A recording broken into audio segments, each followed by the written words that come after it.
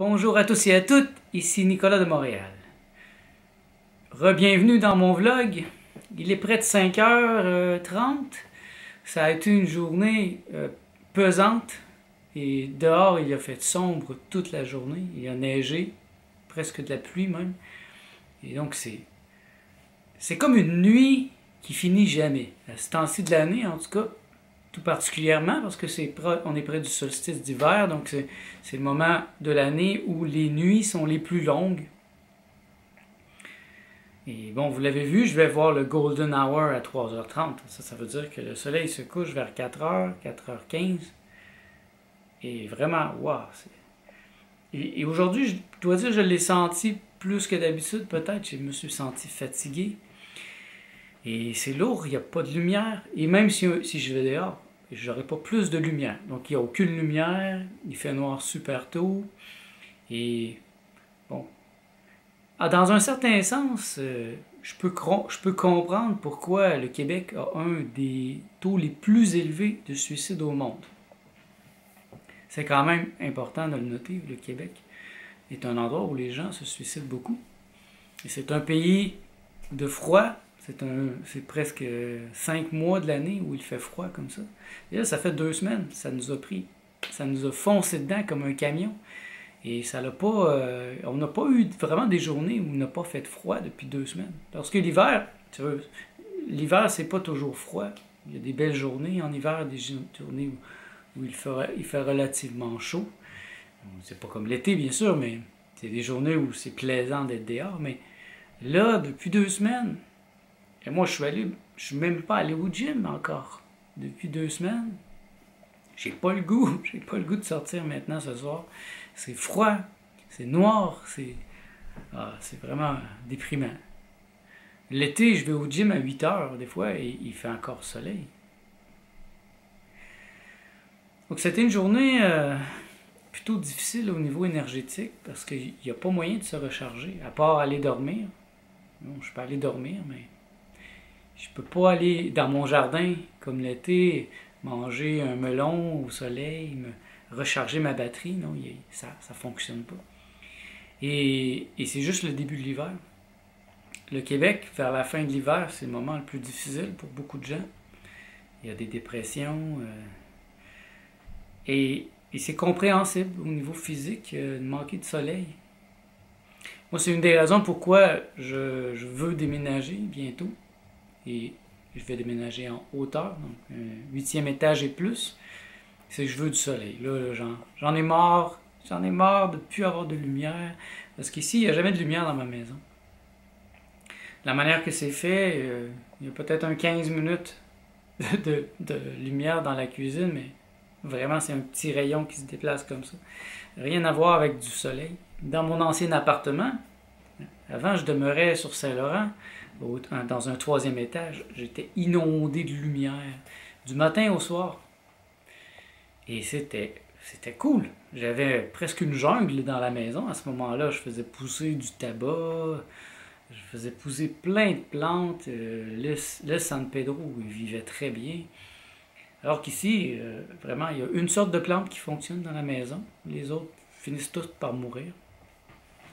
Alors, je suis un peu à bout, je l'avoue. C'est le temps pour moi de changer. Et ça m'a pris du temps à l'accepter, mais c'est comme si mon être me le dit, là. Mon être m'invite à... It's time to move on. Et ça va dans l'idée dont j'ai parlé hier aussi, de changer aussi énergétiquement des choses dans ma vie, de rompre d'une certaine manière les liens énergétiques avec des situations qui ne sont plus moi, qui ne m'appartiennent pas, ou qui font partie du passé. Et là, je ne vais pas rompre avec moi-même, il faut bien comprendre, parce que tout est dans l'art de ne rien rompre. Mais parfois, on a des liens énergétiques qui nous ralentissent. Et finalement, ce n'est pas rompre avec soi-même que de rompre ses liens émotionnels. Je ne sais pas si vous comprenez bien, mais tout est dans l'art de ne rien rompre. Il faut comprendre, tout est dans l'art de ne rien rompre, de ne pas rompre avec soi-même, de ne pas rompre avec son être. Alors, si mon être me dit c'est le temps de déménager, eh bien, il y a une fenêtre d'opportunité qui va se présenter cette année. Et moi, mon travail, c'est d'être le plus enligné possible. Et c'est ce que je veux faire dès le début de 2018. Bon, je suis déjà. Je ne suis pas en train de dire que je ne suis pas désaligné. Remarquez qu'aujourd'hui, je me sens un peu n'importe où. C'est difficile de centrer ma pensée. J'ai beaucoup étudié aussi sur ma caméra encore et j'ai perdu des settings, j'ai recommencé à zéro. J'essaie de vraiment la comprendre, mais c'est pas toujours évident. Ouais, cette vidéo, je l'ai faite, c'est la deuxième fois que je la fais ce soir. Et j'ai dû faire des tests pour arriver à avoir une image qui est le moindrement stable. Et pourtant, hier, tout était parfait. Mais j'ai tout retravaillé, j'ai tout changé les settings. Et là, j'ai perdu des settings et je dois recommencer. Et de toute façon, c'est correct parce que moi, ce que je veux, c'est comprendre ma caméra, savoir quand j'arrive dehors quelle préférence je dois prendre. Quand je suis à l'intérieur, quel genre de préférence je dois prendre pour avoir la meilleure image possible. Comment faire pour ne pas avoir de bruit dans l'image. Ça, c'est complexe. C'est quelque chose qui est apparu dernièrement, qui n'était pas là avant dans ma vie parce que je me filmais pas dans tant de situations différentes. Et, par exemple, samedi, c'est samedi, non, c'est dimanche. Dimanche, dehors, première partie du vlog, tout va bien, on est dehors, il y a de la lumière, et pouf, on rentre au Vivre, au restaurant, et là, il y a du bruit dans l'image, ça se peut pas. Et c'est impossible de voir ça sur le petit écran de cette caméra, donc c'est après, quand il est trop tard, qu'on s'en rend compte. Et donc, c'est correct parce que c'est informel, c'est mon vlog, mais si je m'enligne vers offrir un service pour des clients, bien, ça ne peut pas arriver. C'est pour ça que je mets beaucoup d'intensité présentement à comprendre ma caméra, à comprendre ses principes de base, savoir est-ce que c'est possible ou est-ce que c'est pas possible avec une petite caméra comme ça, ou est-ce que c'est possible seulement avec des grosses caméras de 20 000 piastres. Je sais pas, j'ai pas toutes les réponses à ces questions. C'est des questions du premier niveau. Je comprends pourquoi je suis ici, je comprends ce que je suis, je comprends la mort, je comprends la vie, je comprends l'être. Mais ma caméra, elle est complexe. Je comprends pas tout dans ma caméra. Et c'est la première fois que j'ai une Sony en plus.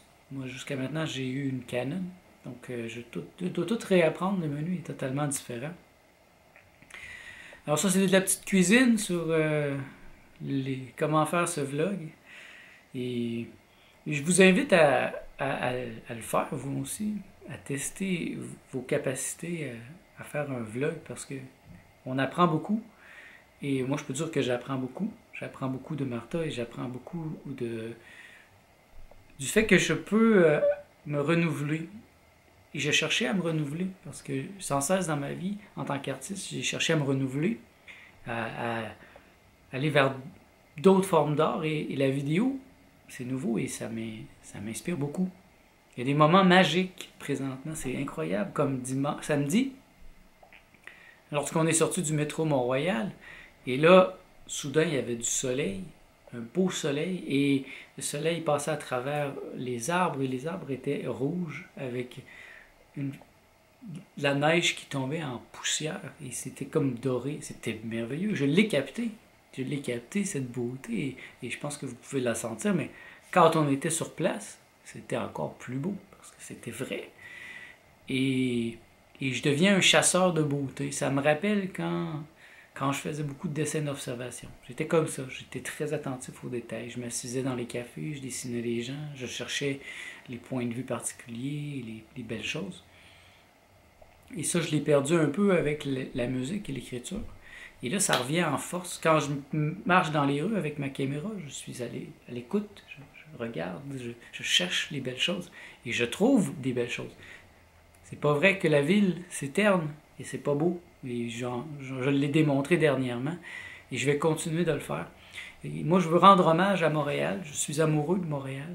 Je suis vraiment en amour avec Montréal. Quand je suis venu vivre ici il y a près de 20 ans, je ne m'imaginais pas que j'allais tomber en amour à ce point-là, mais je savais que c'était ma ville, mais maintenant j'en suis convaincu, je sais que je vais toujours vivre à Montréal. Il y aura peut-être des voyages à certains points. Il y aura peut-être une maison à la campagne, mais j'aurai toujours une maison ici à Montréal, un appartement. Et là, comme je vous le dis, j'ai le goût de monter. J'ai le goût de monter haut. Et le plus haut possible, j'aimerais ça. Avoir une vue là, merveilleuse de Montréal, avoir tous les jours un coucher ou un lever de soleil. Ça, c'est ce que je demande le plus. C'est dans le top de ma liste. La lumière, du soleil, et ça va m'aider beaucoup à passer à la nouvelle étape de ma vie, qui va être en 2018. Et je vous remercie d'être à l'écoute. Puis, on va se revoir demain. Merci.